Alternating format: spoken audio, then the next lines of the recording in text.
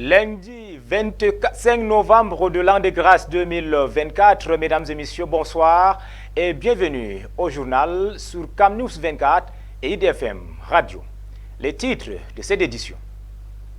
Vie chère, le poisson se fait rare à Lac d'eau, zone de prédilection pour la pêche.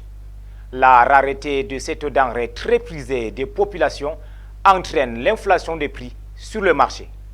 Les professionnels du secteur pointent du doigt plusieurs facteurs, notamment le pillage des ressources par les bateaux étrangers et les mauvaises pratiques de pêche. Festival Ngon, le peuple Bamoun sera en fête dès le 29 novembre prochain. Mais avant, l'heure est au préparatif de la 548e édition de ce grand rendez-vous culturel. C'est tout pour les titres. Région du Nord, direction Lac d'eau, précisément au marché de Djipordé, où la pénurie de poissons s'intensifie, mettant en péril la sécurité alimentaire des familles. Malgré le repos biologique instauré, les pêcheurs peinent à capturer des poissons en raison de conditions climatiques défavorables. Parallèlement à l'exportation massive du peu de poissons disponibles, aggrave la situation. Le reportage de Boubacar Adama. Au cœur de Djipordé, une crise silencieuse s'installe. Nous sommes dans l'arrondissement de Lac d'eau. Le marché de samedi, autrefois vibrant de vie et de couleurs, est désormais le reflet d'une réalité inquiétante. La pénurie de poissons. Depuis le début du mois de novembre, les étals qui débordaient de fraîcheur sont presque vides, laissant les consommateurs désemparés face à cette situation alarmante. Le repos biologique censé redonner vie au stock marin n'a pas eu l'effet escompté. Les promesses d'un retour à l'abondance se heurtent à la dure réalité du terrain. Les pêcheurs confrontés à des conditions climatiques défavorables peinent à remplir leurs filets. Avec le début de la saison sèche, l'humidité persiste, plongeant le marché dans une incertitude croissante. Une source proche des pêcheurs nous confie que le poisson semble se cacher dans les profondeurs, fuyant la surface en raison des changements climatiques, une situation qui pourrait rapidement devenir catastrophique pour les familles qui dépendent du poisson comme source essentielle de nourriture. Et ce n'est pas tout, les témoignages des consommateurs révèlent une autre facette inquiétante. Le poisson est massivement exporté vers l'étranger. Ce phénomène exacerbe la pénurie sur le marché local et soulève des questions cruciales sur la sécurité alimentaire. Comment ces familles vont-elles se nourrir lorsque le poisson devient un luxe inaccessible? Cette crise alimentaire potentielle pourrait entraîner des conséquences désastreuses pour la communauté. La famine guette et l'urgence d'agir se fait sentir. Le marché de Djipordé est à un tournant critique et il est temps que les solutions soient mises en place pour protéger ceux qui en ont le plus besoin. Boubacar Adama pour la Camnews 24. Pendant ce temps, du côté de Ouro Doukougé, la chefferie traditionnelle de 3e degré a servi de cadre à une réunion d'information entre le sous-préfet de l'arrondissement de Lac d'eau et les manifestants du 12 septembre dernier pour un dialogue constructif suite à la marche au Pacifique ayant suscité de vives tensions entre le projet Biba Benue et la population de Lac d'eau. Boubacar Adama pour les détails. Nous sommes à Ouro Doukougé où s'est tenue la réunion d'information présidée par le sous-préfet de l'arrondissement de Lac d'eau, El Hadj Moussa, suite à la manifestation du jeudi 12 septembre dans la ville de Lac d'eau. Ayant pris connaissance de cette manifestation, le sous-préfet va donc très rapidement initier une réunion d'information. Accompagné du coordonnateur du projet Viva Benue, il fait l'ombre de qu'un doute. Cette marche pacifique ne respectait pas entièrement la procédure administrative. La séance de dialogue s'est déroulée à la chefferie du village Ouro Doukougé en présence de Sa Majesté Ardo Boubakari et des manifestants. Le sous-préfet a ouvert le dialogue en rappelant l'importance du respect de l'ordre public et en annonçant certaines lois qui pourraient condamner les manifestants, car le Cameroun est un pays de droit. C'est-à-dire vous obstruez la liberté d'aller et revenir des personnes et des biens. de notre obligation de vous rappeler cela, c'est important, parce que peut-être que vous ignorez ça. La parole a ensuite été remise au coordonnateur du projet Viva Benue, qui à son tour s'est attardé sur 3 points cruciaux: le problème des périmètres agricoles, la disponibilité des engrais et intrants, ainsi que la seconde phase de distribution des engrais. J'ai dit à certains de vous qui veulent l'entendre, que je ne change pas les règles de jeu pendant le match. C'est ce que j'ai compris là, et que j'ai vu, que vous avez convenu avec ceux qui vont faire la préparation, que j'applique. Si vous avez trouvé que ce n'est pas ça, dites-moi. Mais pour l'instant, c'est ça que j'applique. Je peux vous comprendre par rapport au délai où on peut commettre un retard ou tel autre, mais je vous ai expliqué la procédure qui accompagne ça. Le sous-préfet a su apaiser les tensions avec l'appui de l'élite Mama Abakaï, qui a joué le rôle d'interprète pour assurer que tous les participants puissent comprendre les messages transmis. Les 21 bénéficiaires, soit 18 à Ourodokoudji et 3 à Dingale, recevront leurs engrais dès demain mardi 17 septembre au bureau du Miadam. Riche ou pauvre, président ou pousseur, nous sommes tous des êtres humains. Nous devons penser aussi aux autres. Que bon, voilà aujourd'hui, j'ai mangé, l'autre est-ce qu'il a mangé? Et si je n'ai pas mangé 2 jours, est-ce que l'autre doit manger ou pas? Ou moi qui n'ai pas mangé 2 jours, quelle sera ma réaction? Je serai tranquille?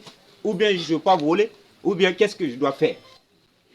À l'issue de ce dialogue constructif, il est clair que la population est satisfaite de cette initiative qui témoigne de l'estime portée par le sous-préfet envers ses citoyens. Tout s'est déroulé dans un climat serein, laissant chacun avec le sourire et l'espoir d'un avenir meilleur avec l'arrivée prochaine des engrais. Pour la Cam News 24, Boubacar Adama. En éducation, immersion ce soir dans la cuisine interne du collège polyvalent Mounoune de Lagdo, où les dernières inondations ont laissé leurs traces. Et cette institution se prépare à une rénovation spectaculaire. À travers des efforts collectifs et une volonté indéfectible, l'établissement se redresse, transformant les défis en opportunités. Découvrons avec Thérèse Astadjoumba comment cette structure scolaire se réinvente et inspire la communauté environnante. Nous sommes au collège polyvalent Mounoné de Lagdo, où la résilience et l'espoir renaissent après le récent désastre naturel qui ont frappé l'établissement. La dernière saison pluvieuse a laissé des séquelles, endommageant plus de 10 salles de classe. Cependant, face à cette adversité, le collège se relève avec un nouvel élan. Nous avons pu constater que les travaux de reconstruction ont déjà débuté sous la direction du principal, M. Gapsoubé François. L'année scolaire 2023-2024, le collège polyvalent Mounoné de Lagdo aussi dans le cadre du sinistre. Nous avons connu l'enlèvement de toits de 10 salles de classe auxquelles il ne restait même plus de salles de classe. Comme vous voyez cette année, nous remercions notre promoteur pour sa force et son dévouement à notre égard. Dans une ambiance festive et conviviale, l'école a récemment organisé un match de football qui a rassemblé enseignants et élèves sur le terrain. Cette initiative vise à renforcer la collaboration entre les deux groupes tout en promouvant l'esprit d'équipe. Le collège polyvalent Mounoné de Lagdo est le fruit d'un travail acharné. Fondé par M. Wadam Pierrot Mounoné, il est aujourd'hui représenté par son proche collaborateur, M. Wayangbe Rigobert, qui continue à porter haut les valeurs et les visions du fondateur. En plus des travaux de réhabilitation, l'établissement connaît également un succès remarquable sur le plan pédagogique avec l'ouverture d'une nouvelle classe de 6e pour l'enseignement général. Une belle avancée qui témoigne la détermination de son principal. Nous donnons donc rendez-vous à tous les parents, à tous les élèves désirant faire partie du collège polyvalent Mounoné de Lagdo. Le collège polyvalent Mounoné de Lagdo ouvre ses portes. Ont encore ouvert la 6e cette année, c'est-à-dire l'enseignement général. Comme son nom l'indique, c'est un collège polyvalent, enseignement général et enseignement technique. Le collège polyvalent Mounoni de Lagdo n'est pas seulement un bâtiment. C'est un symbole d'espoir, de résilience et d'engagement vers l'éducation. Restez avec nous pour suivre l'évolution de cette belle histoire. Pour la Cam News 24, Thérèse Astadjumba. De la culture dans ce journal pour dire que le peuple Bamoun sera en fête dès le 29 novembre prochain. Ça sera à l'occasion de la 548e édition du Festival Ngon. Les préparatifs s'accélèrent à quelques jours de ce grand rendez-vous culturel. Et une fête fondamentale qui, dans le temps, était une fête de récolte après la récolte, les gens venaient payer l'impôt au sultan, au roi, et prenaient cet impôt qu'on prélevait sur la récolte, soit pour donner aux démunis, soit pour assister les notables de la cour. Et aujourd'hui, ça fait semblant d'être à peu près ça, mais d'une manière encore plus élargie, dans la mesure où, à l'intérieur maintenant, on se crée des choses à l'intérieur du Ngon. À travers le Ngon, on peut soit développer l'agriculture avec, en donnant les fruits de recueillement du mystère du peuple Bamoun que le sultan met dans le sac de chaque Fonauboin. Il retire et met ça dans son sac propre. À travers cette science mystique, et après, il remet ça au chef supérieur qui partent déverser ça dans les champs pour que l'année prochaine qu'on ait que la récolte monte grandissante. Bon, aujourd'hui, ça continue et il y a une autre façon de manifester, soit par les planteurs, les agriculteurs, qui peuvent venir au palais, soit avec le maïs, soit avec les arachides, soit avec les pistaches et autres. Parce que, et ceux qui peuvent, même financièrement, peuvent venir avec de l'argent et pour le mettre à l'organisation de Ngon de la cour. Tel aujourd'hui, les choses ont beaucoup changé, mais n'a pas changé la vraie façade de Ngon, qui est de payer l'impôt sur ce que les agriculteurs récoltent, ou bien volontairement, ceux qui peuvent assister, donner quelque chose pour l'organisation de Ngon, ou bien pour accueillir les invités qui viendront à cette occasion. C'était notre correspondant à la rencontre du prince Mefiro Joya Inoussa, représentant personnel du sultan roi de Bamoun à Douala, pour en savoir davantage sur les origines du Ngon. En sport, le championnat professionnel local de football reprend droit de cité le 7 décembre. 16 clubs sont sous le départ de cette nouvelle formule initiée par la FECAFOOT. La cérémonie de lancement et de tirage au sort s'est effectuée à Douala samedi dernier. Ali Djidda et Michel Ateba. Après 8 mois d'arrêt, le championnat Elite One reprend le 7 décembre prochain dans la ville de Melon avec le match inaugural Stade Renard de Melon, Aigle Royal de Nkonsamba. L'annonce est de la Fédération camerounaise de football à Douala le samedi 23 novembre. 16 clubs sont au départ de ce nouveau format qui va se réduire à 14 équipes lors de la saison sportive 2026. En d'autres termes, les 4 derniers clubs au classement seront relégués en Elite 2 et 2 promus pour l'Elite 1. Les équipes du Nord vont livrer 2 journées d'affilée dans le Grand Sud à chaque déplacement. Il en sera de même pour les clubs du Grand Sud. Au cours de la cérémonie de lancement samedi, présidée par Abdul Razak, le responsable des compétitions nationales et internationales de la FECAFOOT, l'on apprend que le championnat va se disputer en 6 mois avec une pause en février à cause du championnat d'Afrique des Nations organisé par l'Ouganda, le Kenya et bien sûr la Tanzanie. La saison sportive s'achève le 28 mai 2025. Toutefois, la menace d'un boycott du coup d'envoi plane toujours. L'ASEC, l'association des clubs d'élite du Cameroun, présent lors de cette cérémonie de lancement, attend toujours les différentes subventions de la FECAFOOT et du ministère des Sports.